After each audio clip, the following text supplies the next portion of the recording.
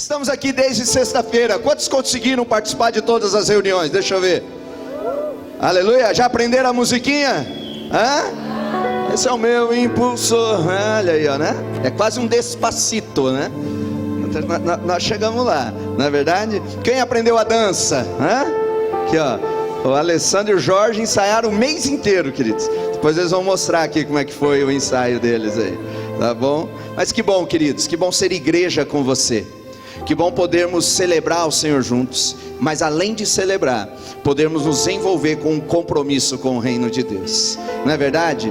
É importante entendermos que não fomos chamados apenas para congregar, mas fomos chamados para incendiar uma geração. Querido, você sabe que cada geração tem o seu desafio.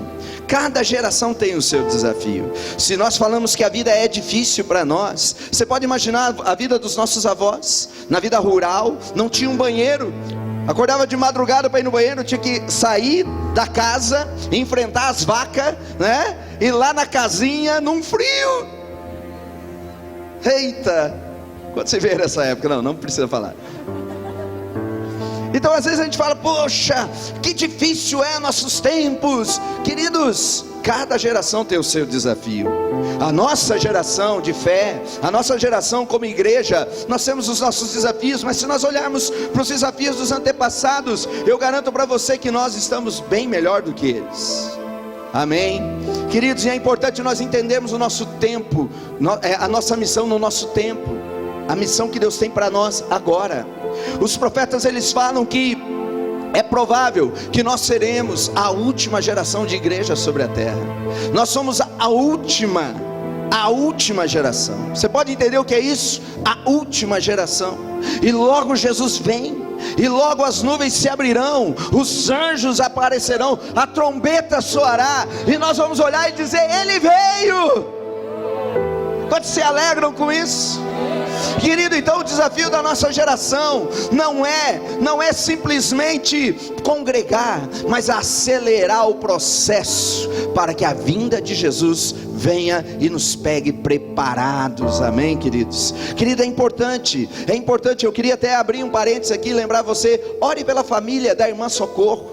Entre em batalha espiritual pela família da irmã Socorro. Eles perderam um ente querido agora de uma maneira muito trágica. Ontem às 5 horas da tarde eles estavam vindo para a igreja e receberam a notícia do falecimento, da morte trágica de um jovem, um sobrinho.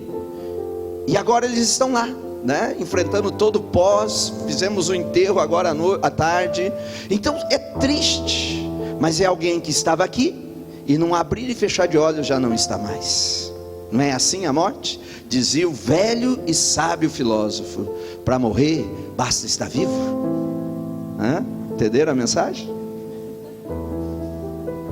Mas queridos, a nossa geração é a última.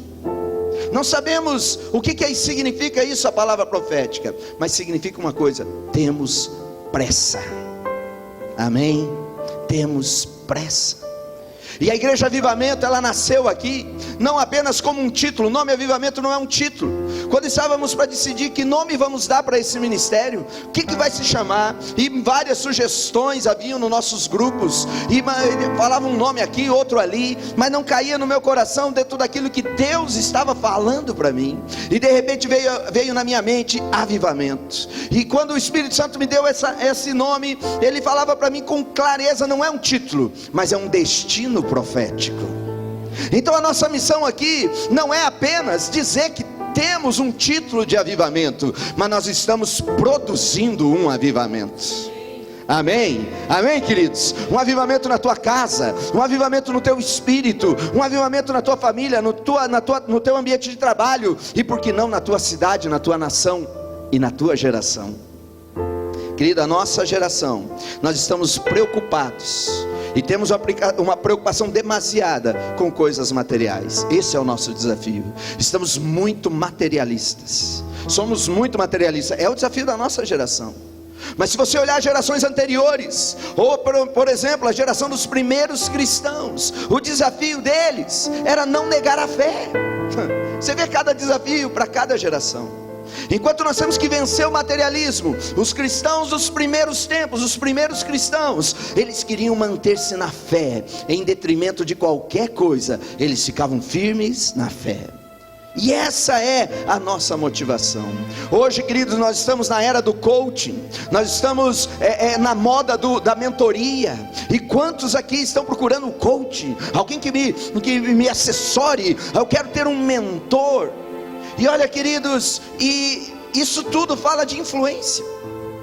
Quando você olha para os grandes nomes dos multibilionários, que muitos de nós estamos nos espelhando e nos inspirando neles, esses homens, querido, esses homens não vivem nada daquilo que Jesus tem para eles. Eles podem viver uma fartura financeira, mas na maioria deles nem sequer tiveram um experimento sequer sobre a presença de Deus.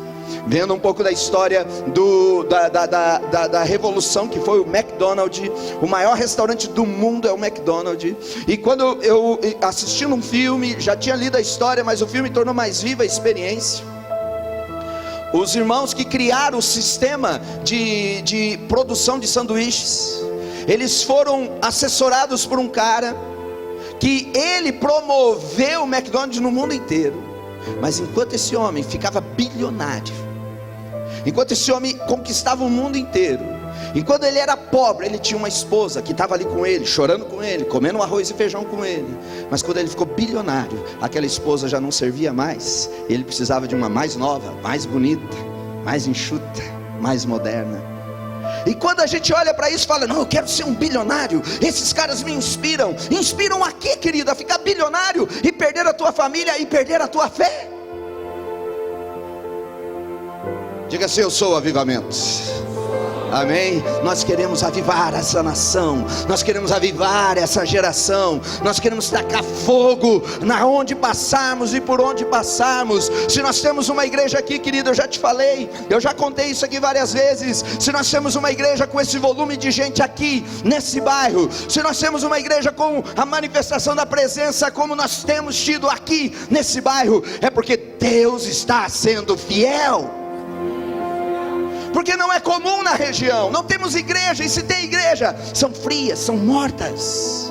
Mas Deus tem levantado uma fogueira nesse lugar, Deus tem incendiado corações nesse lugar, Deus tem levantado uma chama ardente nesse lugar. Sabe para quê? Porque Ele quer trazer um avivamento na nossa geração. Quantos querem participar disso? Diga, eu sou o avivamento, eu sou o avivamento. Querido, avivamento, nós queremos que você se entregue mais. O meu sonho como pastor e líder desse ministério é ter um maior grupo de pessoas ligadas a mim, próximas a mim, junto conosco, mais apaixonadas por Deus, mais rendidas a Deus, mais saudáveis emocionalmente, mais rendidas espiritualmente. É interessante que nós vemos uma geração que cantam canções tais como, me acompanhe se puder: abro mão dos meus sonhos, abro mão dos meus planos. Quantos conhecem essa música? Abro mão da minha vida, Senhor. Quantos já cantaram essa canção? Abro mão dos prazeres, abro mão de tudo. Uma geração que canta, eu abro mão, eu abro mão, eu abro mão. Mas logo em seguida, ela chama uma nova nota, ela diz, restitui. Eu quero de volta o que é meu. Ué, não tinha aberto mão? Não chorou dizendo eu abro mão, mas depois se arrepende de abrir mão e diz eu quero de volta. Esse é o desafio. E se nós conseguíssemos nos converter de todo o coração à missão que Jesus tem para nós, e pudéssemos levantar uma igreja, não somente uma igreja que congrega num lugar, não somente uma igreja que tem afinidades, mas uma igreja unida numa unidade de incendiar uma nova geração, de não somente congregar com os irmãos, de não somente cantar músicas bonitas, mas de se comprometer com o reino de Deus e trazer o avivamento necessário para que os divórcios diminuam, para que as drogas sejam dissipadas, para que pessoas possam ser abençoadas. Quantos querem participar desse mover? Aleluia. Querido, no dia 31 de dezembro do ano de 1734, às 3 horas da madrugada, preste atenção disso, às 3 horas da manhã, um grupo de jovens, um grupo de homens e mulheres, estavam numa vigília, clamando por um avivamento, chorando ao Espírito Santo e dizendo: vem Espírito Santo. E de repente, como que um vento impetuoso encheu aquela sala, e todos aqueles homens e mulheres foram cheios do Espírito Santo. E sabe o que aconteceu? Aconteceu que logo depois disso, não muitos dias depois desse mover do Espírito, os bares começaram a se fechar, as igrejas começaram a crescer. John Wesley, Wycliffe, Whitefield, todos esses homens se levantam e começam a mudar a história da Inglaterra, porque um grupo de pessoas entendeu que com eles o avivamento começa neles. Aleluia. Querido, também em 1934, na cidade, nos Estados Unidos, um homem comum, foi impelido pelo Espírito Santo, e ele vai por um grupo de pessoas como o nosso, e começa a pregar, e o sermão dele ficou famoso, que foi chamado Pregadores nas Mãos de um Deus Irado. O nome dele era Jonathan Edwards, e ele começa a pregar esse sermão, querido, e a história conta que ele era míope. Ele não era somente um míope, mas ele era super míope, que ele pregava com fundo de garrafa, então ele não enxergava, então ele lia, e a história conta que ele começou a ler o seu sermão, e ele pregava sobre arrependimento, sobre uma geração convertida ao Senhor e à sua obra. E quando ele pregava, ele começava a ouvir gritos de desespero do povo, e o povo se apegando às colunas da igreja, e o povo chorando e se ajoelhando, lágrimas derramando, clamores sendo levantados, dizendo: Deus, tem misericórdia de nós. E naquele dia começou o maior avivamento dos tempos modernos nos Estados Unidos, porque um grupo de pessoas entenderam a mensagem do Senhor. No ano de 1904, na cidade de Gales, um rapaz chamado Evan Roberts conseguiu reunir um grupo de pessoas, e eles começaram a orar, dizendo: Espírito Santo, vem sobre nós. E sabe o que aconteceu? Um grande avivamento, tão devastador, tão impactante, que os juízes de país de Gales começaram a distribuir luvas brancas para o povo. Sabe por que ele distribuía luvas brancas? Porque não tinha mais crimes, as cadeias ficaram vazias, os bares não vendiam mais cachaça. O país de Gales começou a se tornar um país totalmente voltado para o Senhor Jesus. Sabe por quê? Porque um grupo de pessoas entendeu que eles tinham uma missão, e começaram um clamor. Quantos estão aqui no avivamento? Quantos estão entendendo o que eu estou pregando aqui? Olha para o teu irmão e diga assim: eu sou o avivamento. Amém, queridos? Eu carrego o avivamento em mim. Eu não participo de uma igreja que tem um nome avivamento, mas o avivamento está dentro de mim. E se nós conseguíssemos incendiar nosso coração, aqueles que estão perto de nós, e com esse fogo pudéssemos levantar uma grande chama nesse lugar, como a nossa logo que se enxerga de longe, é uma língua de fogo, é uma chama de fogo que está ali identificando as nossas vidas, significando que aqui o Espírito Santo quer nos incendiar. E se conseguíssemos todos se render a uma paixão pelo Espírito Santo, entender que não somos mais nós, entender que temos coisas mais importantes para nos preocupar, e se deixássemos o Espírito Santo incendiar nossas vidas, entendêssemos que mais do que viver e cuidar de nossas coisas, nós poderíamos cuidar das coisas do reino de Deus, nos comprometer com Ele e vivermos mais e mais. Quantos homens e mulheres, quantos grupos de pessoas como nós entenderam a sua missão e se renderam a um grande clamor, e o Espírito Santo ouviu esse clamor, derramou sobre o povo, e esse povo transformou a sua geração. Será que nós podemos transformar a nossa geração? Será que nós podemos mudar a nossa geração? Uma geração que está tão perdida, que está tão sem referencial, Uma geração não somente de pessoas que não estão na igreja, mas dentro da igreja que não sabe mais o que é certo, o que é errado. Estamos perdendo valores, estamos perdendo princípios, estamos perdendo foco. Sabe por quê, queridos? Porque nós precisamos de um avivamento. Amém? Nós precisamos que o fogo arda em nossos corações. A Bíblia diz no livro de Atos, capítulo 1, versículo 8. Todos conhecem esse texto. É o texto do dia de Pentecostes. E a Bíblia diz que estavam todos reunidos num só lugar, como esse daqui de hoje. E eles já vinham alguns dias ali naquele lugar. E eles começaram a orar, dizendo: Espírito Santo, cumpre a tua promessa. Eterno Pai Celestial, cumpra a tua promessa. Senhor Jesus, cumpra a sua promessa.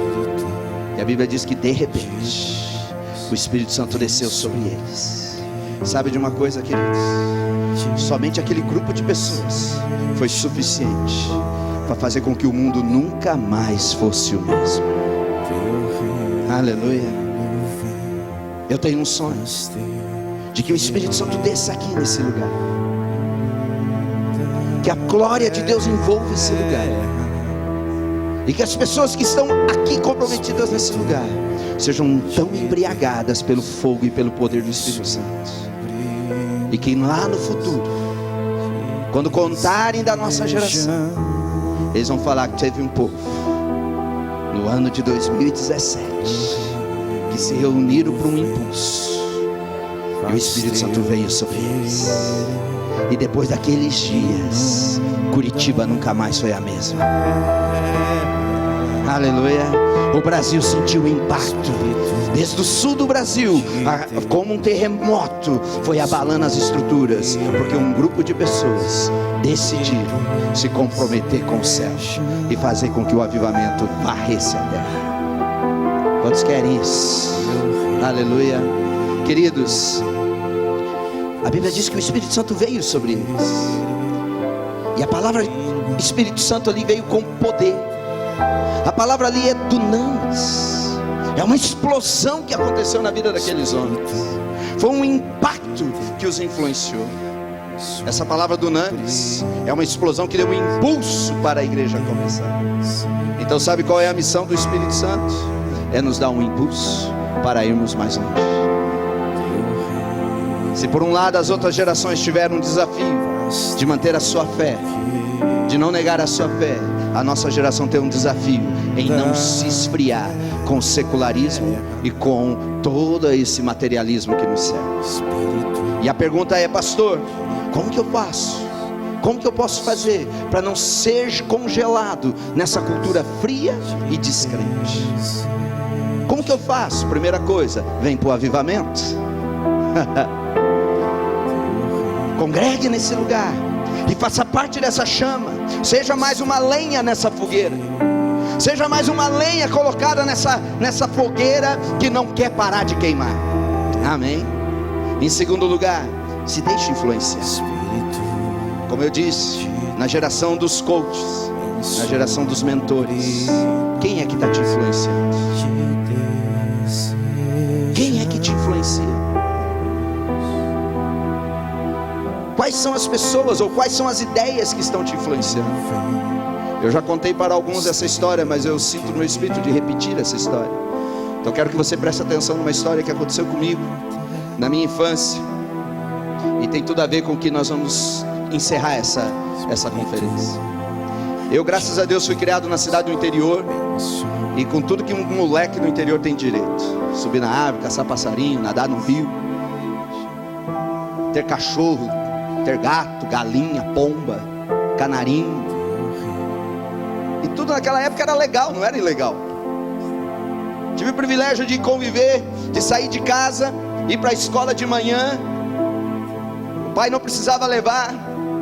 Acordava de madrugada, ia para a escola sozinho e voltava sozinho. Não tinha nenhum risco de me assaltarem, de me atropelarem, de me sequestrarem. Era tranquilo.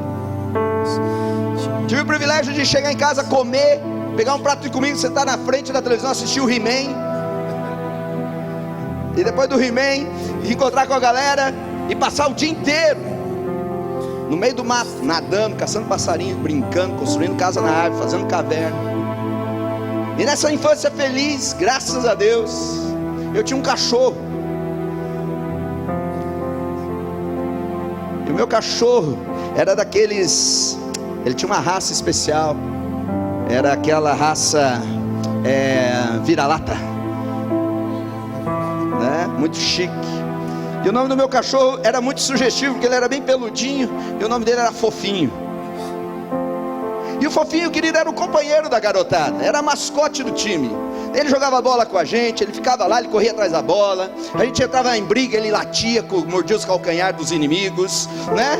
O Fofinho estava em tudo e em todos, caçava passarinho, nadava no rio com a gente, aprendeu a nadar, nós mergulhava ele, aprendeu a mergulhar. O cara sobreviveu a um grupo de moleque. Ali o Rivelino, amigo de infância. E o Fofinho, querido, era o cachorro de casa, era o cão de guarda, era o cão companheiro, era o cão amigo. E nessa época meu pai viajava muito, e meu pai decidiu fazer uma reforma e tirou a cerca de madeira, que eram as antigas balaústras, e ele queria levantar um muro, né? Chique pra caramba, estava ficando rico.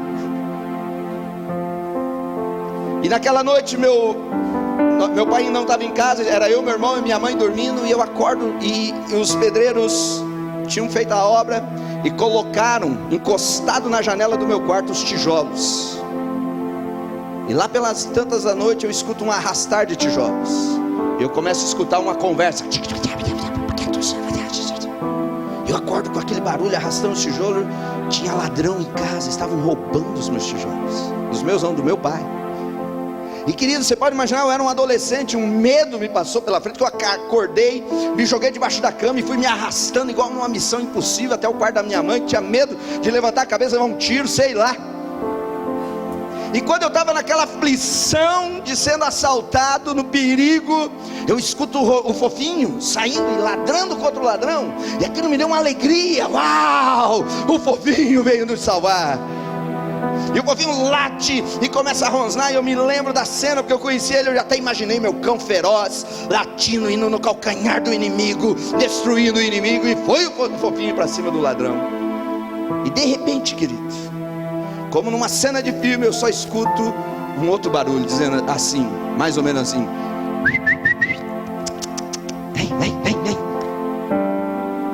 E toda aquela violência do Fofinho, todo aquele cão feroz, eu já vi ele rabanando o rabinho, já levantando as orelhinhas, já pulando no colo do ladrão. E falei, pronto, levou até meu cachorro embora. O Fofinho era um cão de garoto, era o cão da piazada, não era cão de guarda, não tinha nada de violência. Qualquer um que ele latisse e fizesse assim, ele pronto, já abanava o rabinho. Eu tenho um cachorro hoje assim, que é o Brad Pitt, mesma coisa, né? Está sendo treinado pelo Johan e pela Elis. Uma violência nesse cachorro. Mas nós morávamos num lugar, queridos, e nesse lugar nós morávamos no alto, e embaixo tinha um núcleo habitacional, que eram os famosos BNHs. Então era aquele monte de casa, e ali nós tínhamos amigos, tinha asfalto, e ali nós jogávamos futebol no asfalto, fazendo nossa quadra esportiva, os estravinha com chinelo, né? E ali nós jogava bola a tarde inteira. E querido, e lá naquela rua nós tínhamos a casa do rico. Era a casa mais bonita da rua, certo? Era uma casa chique, que nós olhávamos, nossa, esse cara é rico, hein? Meu Deus. E nós cobiçávamos a casa do rico. E um dia o rico aparece lá com um cachorro, um pastor alemão, coisa mais linda. Já viram um pastor alemão, um filhotinho? Aquele cachorrinho, coisa mais linda. E nós olhamos, ficamos encantados com o cachorro. O Fofinho já ficou ali, né? Era uma cachorrinha, já se apaixonou, né? E a cachorra estava lá. E o que nós fizemos? Começamos a cuidar da cachorrinha. E nós pulávamos o muro, pegava a cachorrinha e brincava com ela. Eu não sei quem contou para o rico que nós estávamos sequestrando o cachorrinho dele. No outro dia chegamos, tem uma surpresa, uma grade enorme, certo? A casinha do cachorro lá no fundo, e ela presa, e não podia mais brincar com a gente. Mas se você sabe de cachorro pastor alemão, ele cresce muito rápido. Ele não tinha nem sequer 3 meses ou 6 meses, já era um baita cachorrão, forte. Forte, não sei se o Rivelino lembra, o Rivelino sentava até montava cavalo no cachorro até. Era forte, tratado com ração, queridos. Era o cachorro do rico, bonito, aquele pelo brilhoso. Mas nós não tínhamos o que fazer, e nós queríamos brincar com a cachorra. Demos um jeito de pular a cerca, jogávamos o fofinho dentro do quintal, para o fofinho namorar a cachorra. Dávamos um jeito de roubar a cachorra, e nós passávamos o dia com a cachorra. Quando chegava o finalzinho de tarde, devolvíamos a cachorra para lá, para que o homem não desconfiasse. E a cachorra com pedigree, tinha pedigree, puro sangue, cachorra chique, de competição. Se você não sabe o que é pedigree, pedigree fala da história, é o histórico daquele animal. Então os pais dela foram campeões, os pais dela ganharam, tinham prêmios, sangue puro, raça original. E lá estava a cachorra. E um dia entrou um ladrão na casa do rico. E meus pais contando, depois os vizinhos contando, e o ladrão entrou na casa do rico para roubar a casa do rico. Mas quando o ladrão entra, quem que ele se depara? Com a grande cachorra pastor alemão, com pedigree, furiosa. O latido dela tremia. E o ladrão foi para entrar e foi para roubar. E tinha um cão de guarda, tinha uma proteção naquele lugar. Mas quando o ladrão entra, se depara com aquele cachorro grande, pedigree, forte, pelo, bravo, treinado. E aquele ladrão vai entrar na casa para roubar. E o cachorro rosa, o cachorro ataca ele. Mas como se numa cena de cinema, aquele cachorro que era para proteção, aquele cachorro que era o cão de guarda, pagaram-se caro, o custo de vida caro daquele cachorro. O ladrão vai para entrar na casa, ele avança, o ladrão olha para ele e fala assim, faz assim.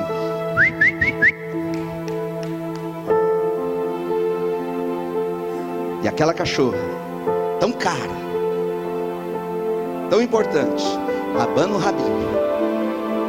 Eu posso até imaginar, vira as patinhas para cima, ele coça a barriguinha dela, entra na casa, rouba tudo, só não levou o cachorro por misericórdia. Aquela cachorra, moral da história, você quer falar com isso, Kels? O fofinho era um vira-lata, criado com garotada, andando no meio do mato, comendo arroz com feijão.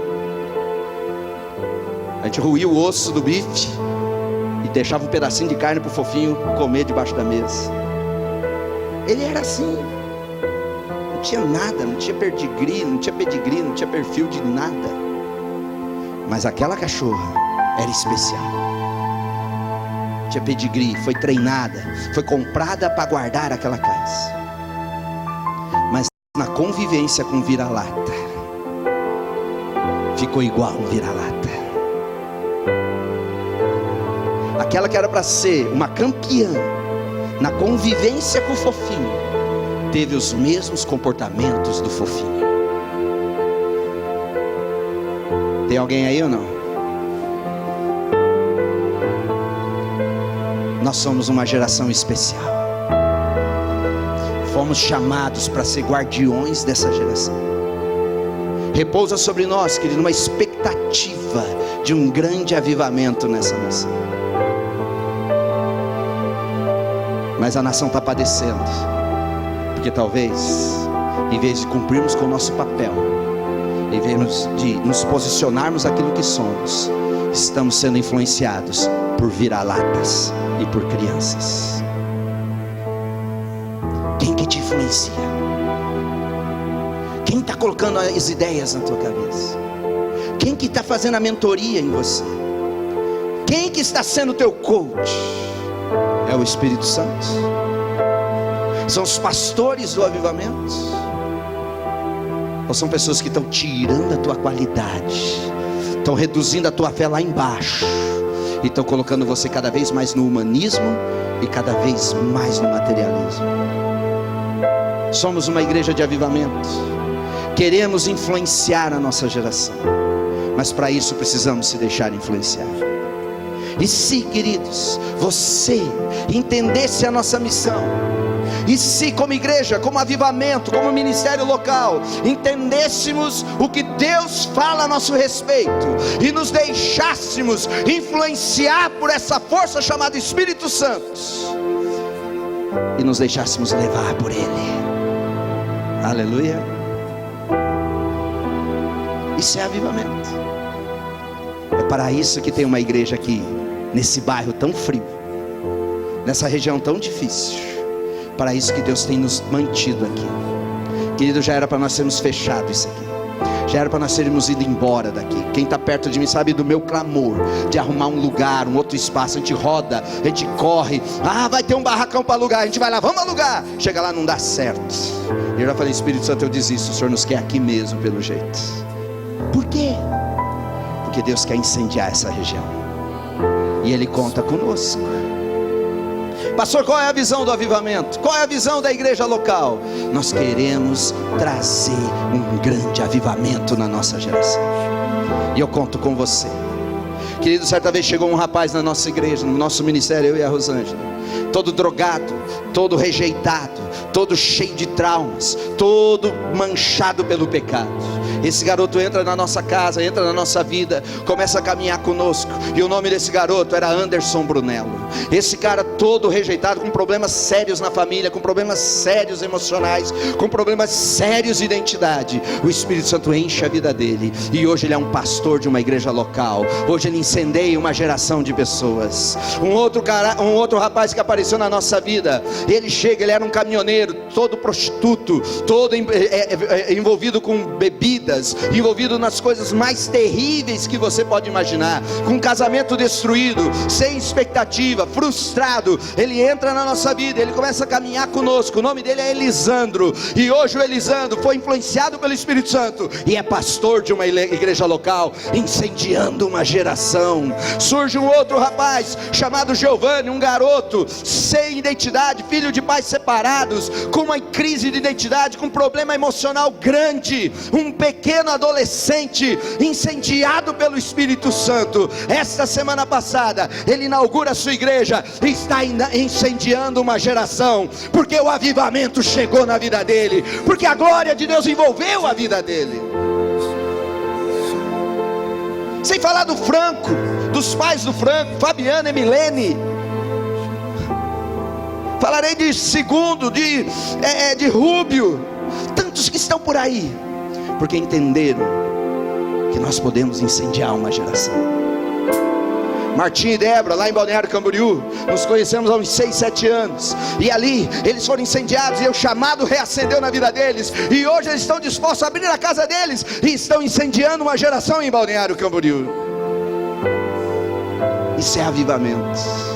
Quero convidar você, querido, a não ser apenas um frequentador dessa igreja local, mas ser um compromissado com a chama que é a nossa identidade. Alguém já viu o nosso título? Põe aí para nós o logo da nossa igreja.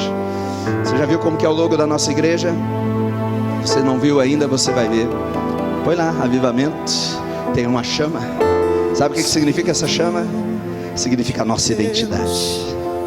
Então nós somos apaixonados pelo Espírito Santo. Nós queremos mais do Espírito Santo. Nós queremos que todos sejam batizados com o Espírito Santo.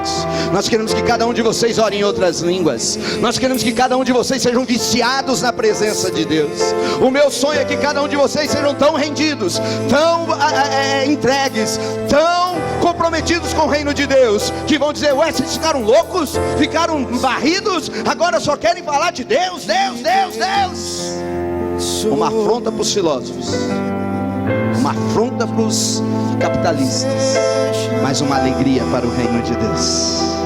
Querido, eu quero convidar você a somar conosco, os pastores desse ministério, onde nós temos homens e mulheres de Deus, como o pastor Alessandro e pastora Jane, compromissados com Deus, com uma obra tremenda, que estão com o coração aberto para incendiar lares, entrar nos lares e profetizar o fogo de Deus. Pastor Fabiano e pastor Emiliene, que tem no coração um sonho, um desejo de ver jovens em chamas para Deus. Cada reunião que eles fazem, o fogo da presença de Deus é a prioridade na vida deles. Ei, queridos, como Renato e Kelly, dedicados diante de tantas lutas, diante de tantos desafios, abrem mão de várias coisas para ver uma geração de adolescentes incendiados, compromissados, atingindo o propósito de Deus.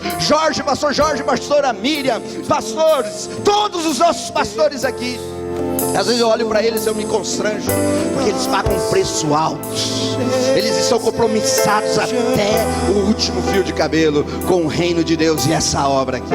Eu louvo a Deus pela vida de vocês. Obrigado, eu agradeço a Deus por ter colocado eu na vida de vocês, fazer parte da história de vocês. Sabe por quê, queridos? Deus quer incendiar essa geração.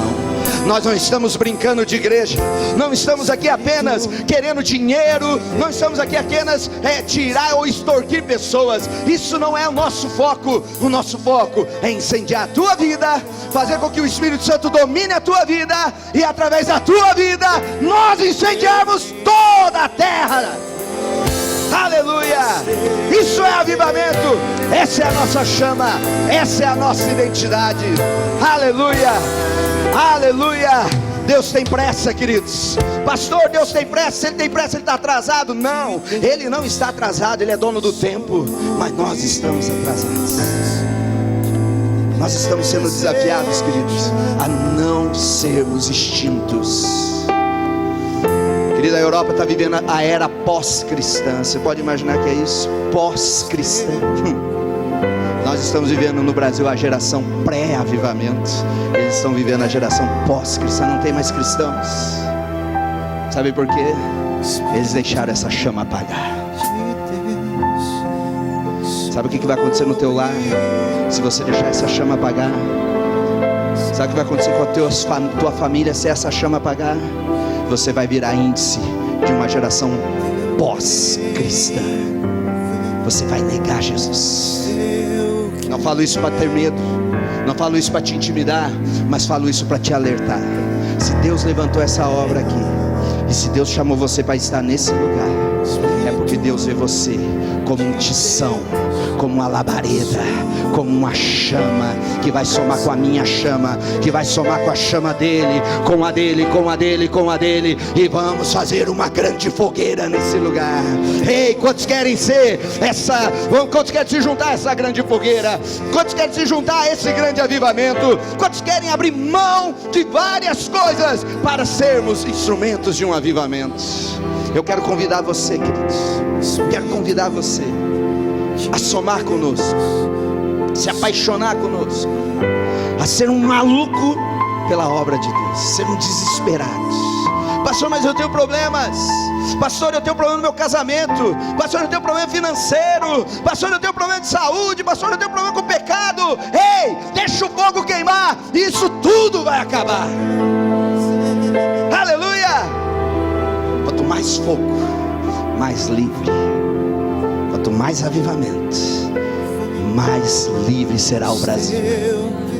Vamos incendiar o Brasil. Vamos incendiar o Brasil, avivamento. Aleluia. Querido, eu quero convidar você a ser um conosco. Nós temos uma brincadeira, estamos juntos. A gente fala, estamos juntos, mas eu descobri que o segredo não é estar juntos, porque estar junto, daqui a pouco a gente não está mais. A gente está junto até que tenha algumas coisas comuns, mas às vezes surgem algumas situações e a gente não está junto mais. A gente muda, a gente se encanta com outras coisas e a gente não está junto mais.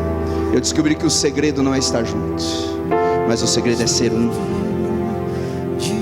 Somos um. Jesus orou, biblicamente falando, teologicamente correto. O estar junto não é o ser um. Jesus orou para nós, por nós, dizendo: Pai, faz-nos um. Faz com que a gente seja um. Faz com que eu seja um contigo, você um comigo.